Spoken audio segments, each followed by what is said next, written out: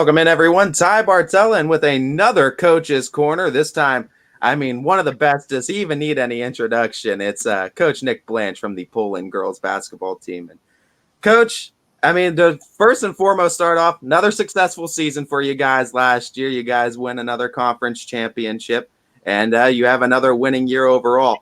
Looking at that from last year to this year, what are going to be some new faces? And let's get that meet the team segment for it, because we always know they put out a good team every year over there in Poland.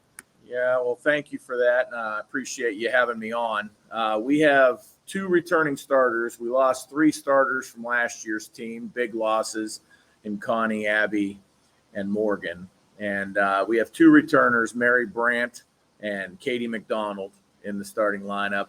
Key components coming back, seniors would be Ariana Daniels. She'll be a four-year letter winner this year. Sarah Forsyth, she'll be a four-year letter winner this year. Ava Nicoludis will be a three-year letter winner at the end of this season. And Brooke Rowe is the other senior that not a lot of people know about. She has had three ACLs. Her freshman year, she tore her ACL. She retore it her sophomore year. Her junior year, she played a little bit close to a half a season and then tore her other ACL. And now she's back and better than ever. She's been working extremely hard, extremely motivated, and she appreciates being on the floor than anybody else does because it's been taken from her for 3 years. Our juniors, I already mentioned Mary, she'll be there. That's a name that most people will know.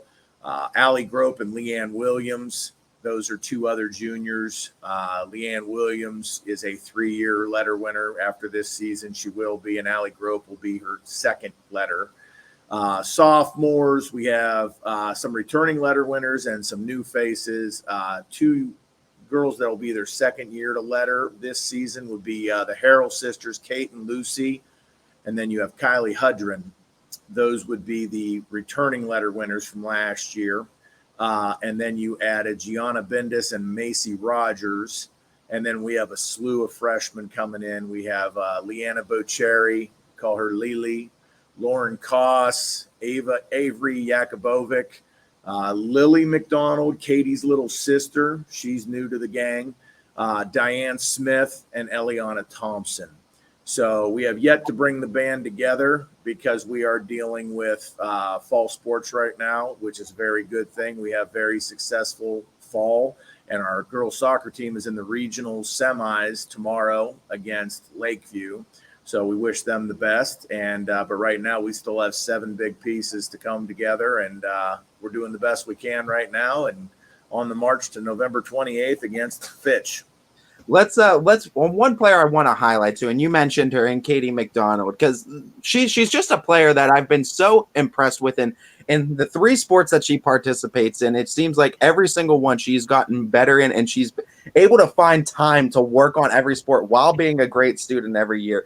What can you speak on her as the basketball coach, what she's put in not only in the sport, but what kind of leader and kind of presence she is to be around this team, and how much you're going to be leaning on her to kind of set the tone of what it means to play Poland basketball this year? Oh, she brings she brings what coaches can't coach. She's 6'3", and she's a solid presence for us. Defensively, nobody wants to go near her because they know what's going to happen. And offensively, you can have the best game plan, but when she puts her hands up in the air, she's near 7 foot tall. So, it's kind of hard to match that. So we're really going to miss that. But I'll tell you what, she came back from volleyball after the great season they had, and she's been our vocal leader so far. Again, we don't have everybody there, but Katie's really stepped up to be that friendly face to her teammates. Just a great leader. I expect big things from her, and I just appreciate the fact that she gives us everything she's got. She plays volleyball. She does what she needs to there. She comes to us, and then she goes to softball. And softball's her bread and butter. She's superior there. But every year she has gotten better in each of those sports, and I'm just really proud of her, and I'm glad she's been a part of our program. Also highlighting, you're going to get an influx of youth, 6 freshmen coming into this team this year. And I just had a conversation with a coach, and I guess similar question I'm going to ask in this. When you bring on such a large group of freshmen to a varsity team, do you find it more difficult, or do you find it more challenging for the freshmen to become acclimated with the on-court stuff and the in-game stuff, or the off-court stuff and just getting comfortable with the team off the court and, building those bonds and that family atmosphere that Poland's so known for. Yeah, it's both. It really is, because, and we were the same when we were kids and playing on teams. And when you have the older kids there, you're a little nervous because you're like, I want to be liked. So like in practice when we're doing drills and I have to go against this girl, I really don't want to hit her too hard because I don't want her to think, I'm being too much, like hit her too hard on a box out or things of those sort that they worry about. Then off the court, am I going to be invited to the team bonding thing? When I do, who do I talk to? And that comes down to your seniors. Like, how available do they make themselves? Do they put themselves out there and welcome these kids, or do they keep to themselves and make these kids feel like outsiders? And we've always been fortunate here to our seniors do a great job incorporating the young kids. And that's been a tradition that's gone on for a long time. That's the way you have to be successful, to have any chance to be successful. Because if you're divided from within, you have zero chance to be successful, in my opinion. So, but the on the court stuff, that's what we're there for as far as coaching goes. They're always going to be a little intimidated and get down on themselves very quickly if they feel like they're the ones holding it up. Like everybody else knows what they're doing except me. Well, that's because everyone else has at least 1 year under their belt. And again, that's that leadership. Our kids rolling their eyes and like, oh, we got to do this again because of her. Or are they like, hey, come over here. This is what you do, because as a coach, you can only get to so many people at a time. So if you have players leading as well, it kind of helps cover more bases quickly.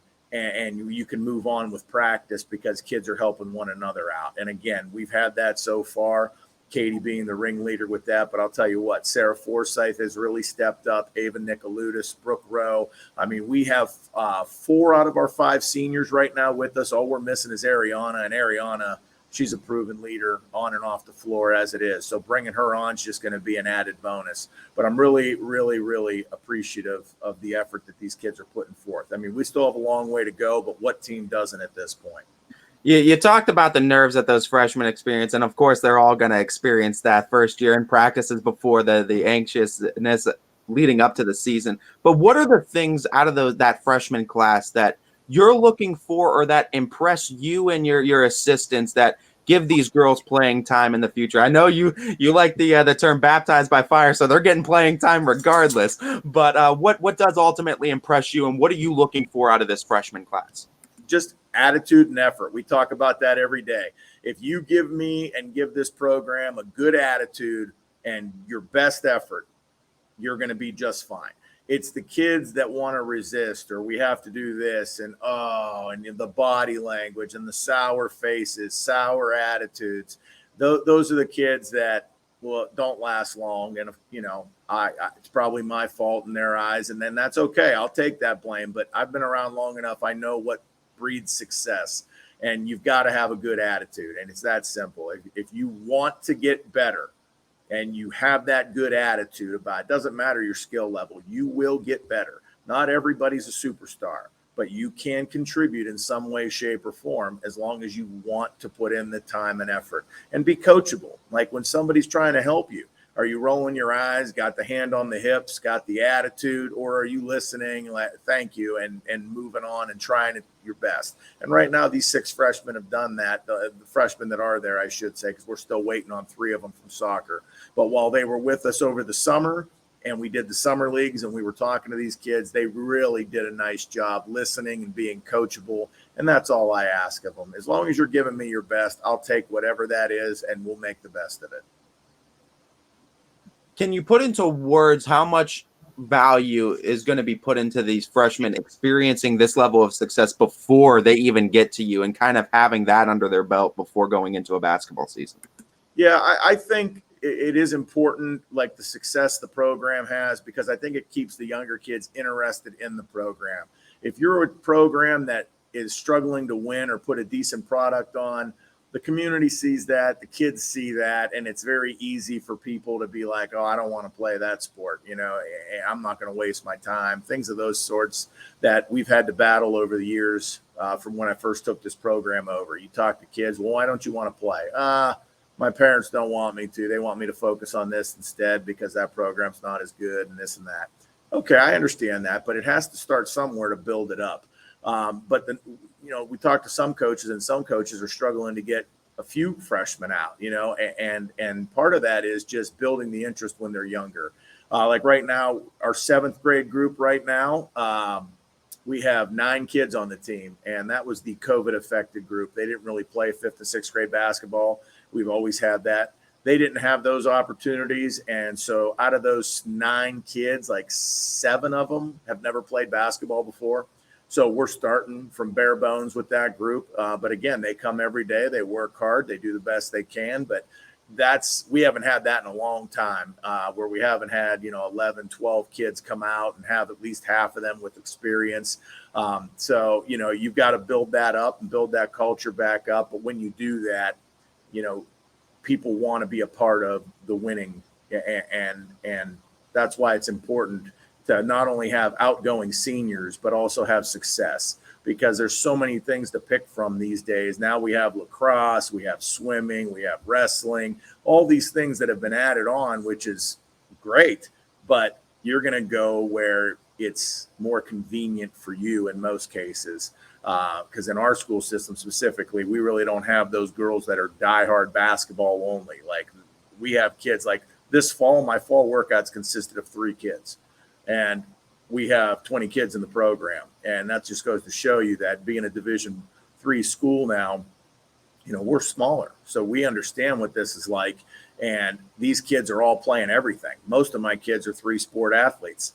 And so you got to share and be willing to work with the other sports and not try to hog the kids or talk them out of playing and, do those things and yet be successful, So there's a lot on the plate to do for coaches and players, because they're trying to make everybody happy as well and choose what fits them the best. I think we're definitely going to start seeing that ripple effect from COVID for the next few years for sure. And it's not just going to be in schools like Poland, but a lot of smaller schools, I think, are going to be challenged with that. But in speaking of success, you guys had another successful year this year. You mentioned that you guys open up with Fitch, but looking at the schedule, there's some other great teams on there. I see Champions on there out of Conference Salem. There's some great teams on there. I mean, as a coach, I always got to ask, give the schedule, I guess, a grade. What do you think of this schedule going into this season, and how well do you think it's going to prepare you guys for tournaments? This schedule's an A. I mean, always. I mean, we don't shy away from anyone. We look to play everyone. We did lose the Howland game. They were double booked, but Howland's excellent as well. And but they had double booked us with a game. They already had something scheduled. So scheduling conflicts, yeah. So we lost that one, but we'll go against all of them. And I think Boardman, you're going to have Hamilton back there. He's got a lot of kids out. I mean, they're going to be up and coming this year. We have them. That's our first 3 games: Fitch, Champion, Boardman. I mean, that's right out of the gate. We're going to see Zeta right out of the gate November 28th. So she's going to be phenomenal. And then we go into tournament play against Girard. So, I mean, and then we go into our United Way game against Salem, which, needless to say, Coach Hamilton does a great job over there. Mm-hmm. They're going to be ready to play. So, I mean, like, there is no let up. We got Canfield twice. Of course, you got our league games, which are always going to be challenging. I think Struthers, South Range, things of that sort. Lakeview's up and coming. I mean, there's going to be some good competition there. Hubbard has a new coach, so we'll see what they bring to the table. Girard's going to be tricky. I'm telling you, they got a couple good players over there that can cause a lot of problems in the matchup zone. So, we'll see how it all goes, and we end our season with Mooney. Mooney's going to be a good team. Coach Diorio does a great job over there. So we took Canfield and Mooney at the very end to get that as motivation, to amp up our play going into. We wanted strong competition heading into tournament play. So we know that's what we'll get from those 2 games, and then we'll see what the tournament brings. And, I only know so many teams in this Division III bracket because this is new for us this year. So I have to figure out who, outside of 5-6 teams that I know of, they haven't come out with the official release yet.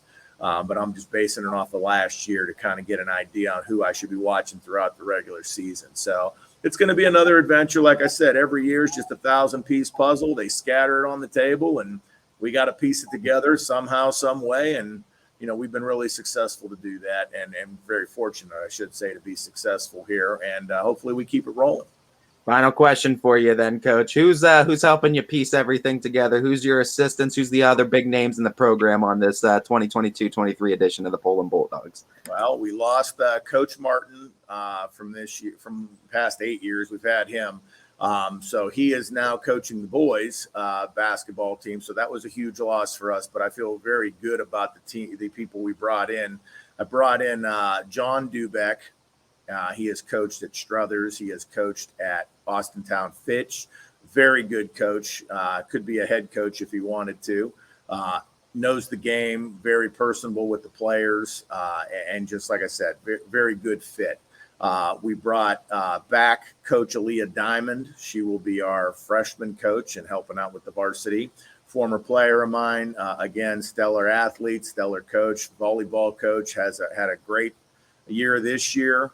And then Bella Guidus, we brought her back, former player. She was over at Struthers coaching, and we had an opening, so we brought her back. Second all-time leading scorer. She was the one who originally broke the record, and then Jackie Grisdale came through and broke her record. But phenomenal player. The girls respect her because they know she's not only talking the talk, but she can walk the walk. And those are going to be the four people, myself included, putting everything together. We're working really hard behind the scenes. The girls see that. And all we want is their best effort and best attitude. So far, we're getting that, and we are beyond pleased and can't wait to get our 7 pieces back from soccer after they go as far as they possibly can. Well, Coach, we can't wait to see you guys on the hardwood again. We wish you the best of luck this upcoming season, and you could catch the Poland Lady Bulldogs as they fare through a very new Division III going into this season. Coach Blanch and crew will be on the court against Austintown Fitch to open the season. This is Ty Bartell with another edition of Coach's Corner.